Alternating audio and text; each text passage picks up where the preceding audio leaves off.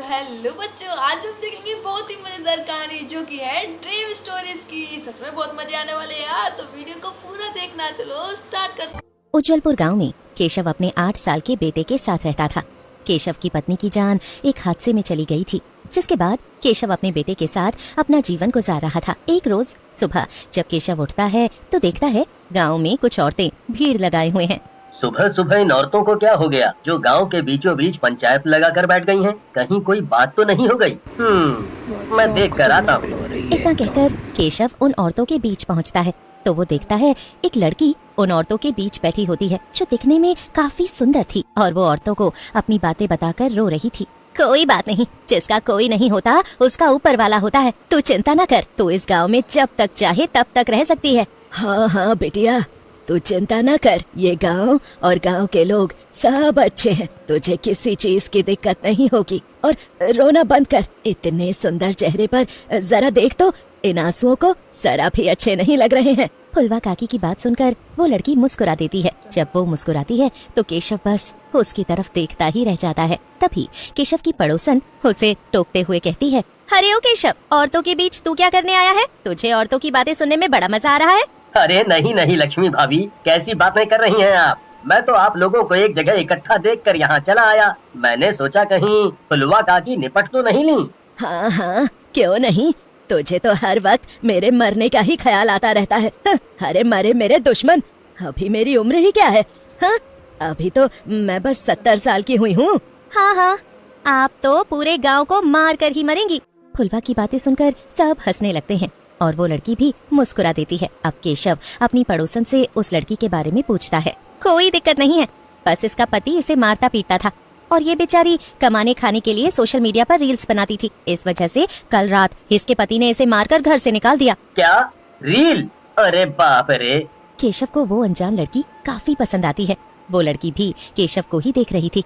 अब उस लड़की को गाँव वाले अपने गाँव में रहने की जगह देते हैं। ऐसे ही कुछ तो बच्चों, कहानी तो बहुत मजेदार है यार, मुझे आ रहा है यार। दिन बीत जाते हैं और पूरे गांव में उस लड़की की बनाई हुई रील्स काफी फेमस हो रही थी। एक रोज देर रात को केशव और अजय दोनों गांव के कुएं के किनारे बैठकर जाम लगा रहे होते हैं।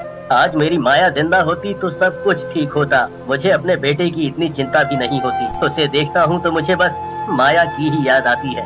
देख, उस दिन जो कुछ भी हुआ उसमें तेरी गलती बिल्कुल भी नहीं थी। तू चिंता ना कर, भाभी जहाँ कहीं होंगी तुझे देख रही होंगी और उन्हें अपने पति पर गर्व होगा कि वो अपने साथ साथ अपने बेटे को भी संभाल रहा है। वैसे रील से याद आया, वो जो लड़की आई है वो भी तो रील बनाती है ना?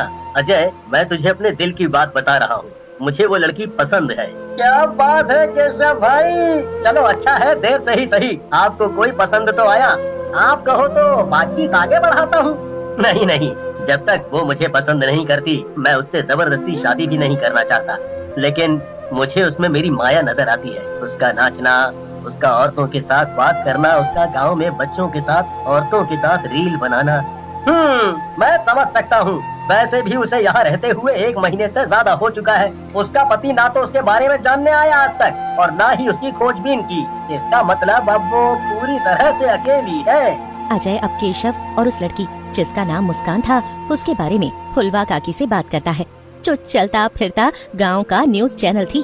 और जब फुलवा को केशव के मन की बात पता चलती है तो वो बात फुलवा काकी सारे गांव को बता देती है और गांव की कुछ औरतें भी इस बात से सहमत होती हैं कि दोनों की शादी कर दी जाए। और देखते ही देखते दोनों की शादी भी हो जाती है। मुझे आपसे ये पूछना था कि आपको मेरा नाचना, गाना, रील बनाना पसंद तो है ना? अगर आपको अच्छा नहीं लगता तो मैं ये सब छोड़ दूंगी, सिर्फ आपके लिए।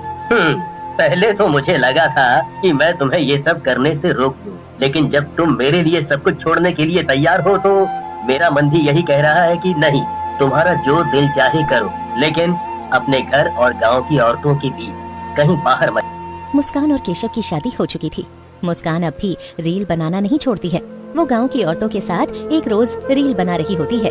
अरे मुस्कान, सुन, मुझे ना वो वाला गाना बहुत पसंद है। मेरा दिल जिस दिल पे फिदा है वो दिल रुबा है, एक दिल रुबा है।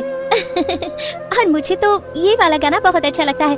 गुलाबी आंखें जो तेरी देखी, दीवाना ये दिल हो गया। ठीक है, हम इन दोनों गानों पर पहले रील बना लेते हैं, उसके बाद अपलोड करेंगे और देखना इस बार तो मिलियन में व्यूज आकर ही रहेंगे। लक्ष्मी और मुस्कान अधिकतर समय एक साथ रहते और रील्स बना कर अपने सोशल मीडिया अकाउंट पर डाल रहे थे। तो बच्चों कहानी तो बहुत मजेदार है यार, मुझे आ रहा है यार। दिनों बाद ही मुस्कान को उन रील्स से पैसे भी मिलने लगते हैं, जिससे वो गांव के लोगों की मदद करती है। मुझे बहुत अच्छा लग रहा है कि तू सोशल मीडिया पर खुद की वीडियो, हमारी वीडियो डालकर जो कुछ पैसा कमाती है उससे अपना घर तो चलाती ही है, साथ में हमारे घर की जरूरतों को और बाकी गांव के लोगों की जरूरतों को भी पूरा कर रही है। गांव में सब कुछ अच्छा चल रहा था। एक रोज देर रात गांव की एक औरत मुस्कान के साथ रील बनाकर घर जाती है, लेकिन वो अगली सुबह का सूरज नहीं देख पाती। हाँ, ये तो बड़े अफसोस की बात है। कल रात मैंने इसे मुस्कान के साथ नाचते गाते देखा था और अचानक इसे क्या हो गया? ये तो मुझे भी नहीं पता कि इसे अचानक क्या हो गया। मेरे साथ नाचती गाती और रील बनाती थी, देखो आज इसके साथ क्या हो गया है। उस औरत के मरने के बाद ही अब गांव में हर रोज कोई न कोई मरने लगा था। किसी को कुछ भी समझ नहीं आ रहा था कि आखिर ये सब मौतें कैसे और क्यों हो रही हैं। जहाँ एक तरफ पूरा गांव खुशी खुशी अपना जीवन व्यतीत कर रहा था, वहीं अचानक से गांव के लोगों के बीच दहशत फैल जाती है। ऐसे ही समय बीत रहा था और लगभग 2-4 दिनों तक गांव में किसी तरह की हलचल नहीं होती। कहने का मतलब किसी की मौत नहीं होती। और ठीक 1 सप्ताह बाद फुलवा काकी के मरने की खबर आती है, जिससे गांव वाले सहम जाते हैं। पूरा गांव एक बार जहां इस बात से संतुष्ट हो गया था कि सब कुछ ठीक हो रहा है, वहीं फुलवा काकी की मौत से एक बार फिर गांव वाले सहम जाते हैं। लेकिन फुलवा काकी की मौत के 2 दिन बाद लोगों के फोन में ऐसा वीडियो आता है जिससे गांव के लोग हैरान थे। उनके पैरों तले जमीन खिसक गई थी। अरे बाप रे, चिंटू के पापा, ये सब क्या है? मुस्कान के इंस्टाग्राम आईडी पर ये सब वीडियो किसने डाली है? तभी लक्ष्मी के यहाँ गांव के और लोग आते हैं और वो भी लक्ष्मी को और उसके परिवार को वही वीडियो दिखाते हैं, जिसे देखने के बाद सारा गांव केशव और मुस्कान के घर के बाहर था। और जब केशव घर के बाहर आता है तो वो गांव के लोगों को इकट्ठा देख और उनके चेहरे पर गुस्सा देख कुछ समझ नहीं पाता। मुझे ये तो बिल्कुल भी नहीं पता था कि ऐसा कुछ है। केशव, अगर तुझे ये सब पता था तो तूने हम लोगों को बताया क्यों नहीं? इतनी रात गए यहाँ इकट्ठा होकर इतने गुस्से में हमारे घर के बाहर हमसे ऐसी बातें कर रहे हैं जो मुझे तो बिल्कुल समझ नहीं आ रहा। मुझे कोई समझाएगा यहाँ क्या हो रहा है? केशव गांव वालों से ये कह ही रहा था कि तभी माया, जो कि असल में इंसान नहीं बल्कि चुड़ैल थी, वो अपने असली रूप में आ जाती है और जोर जोर से हंसने लगती है। इसका मतलब है गांव वालों को मेरी असलियत का पता चल ही गया। चलो अच्छा है, देर से ही सही, लेकिन तुम लोगों को मेरे बारे में पता तो चला। तभी अजय केशव को रील दिखाता है जिसमें माया चुड़ैल का रूप धारण करके गांव के लोगों के साथ पहले रील बनाती है और उसके बाद उन्हें मार डालती है। और ये सारी वीडियो केशव के बेटे गोलू ने अपलोड की थी।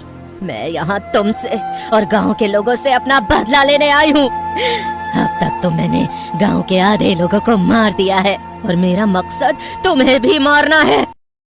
तो बच्चों कहानी तो बहुत मजेदार है यार, मुझे आ रहा है यार। उस दिन जब मैं रील बनाते हुए पानी में गिर पड़ी थी और डूबने लगी थी तो तुमने मुझे बचाया भी नहीं और मेरी डूबकर मौत हो गई। हाँ, मैं माया हूँ। तुमसे शादी करना, गांव में आना और लोगों का विश्वास जीतना, ये सब मेरा ढोंग था ताकि मैं लोगों के दिल में अपनी जगह बना सकूं और उन्हें मारकर अपना बदला पूरा कर सकूं। केशव फूट फूट कर रोने लगता है और केशव का बेटा केशव को गले लगा लेता है। तभी बाप बेटे को रोता हुआ देखकर चुड़ैल की आंखों में आंसू आ जाते हैं और ममता के ये आंसू उसके शरीर को जलाकर भस्म करने लगते हैं। चुड़ैल ये कहते कहते मुक्ति पा चुकी थी, लेकिन केशव गांव के लोगों से माफी मांगकर अपने बेटे के साथ गांव छोड़कर चला जाता है, क्योंकि अब वो गांव में किसी से भी नजरें नहीं मिला पा रहा। ऐसी और भी कहानी देखने के लिए हमारे चैनल को सब्सक्राइब करो और लाइक करना ना भूलो। Bye bye.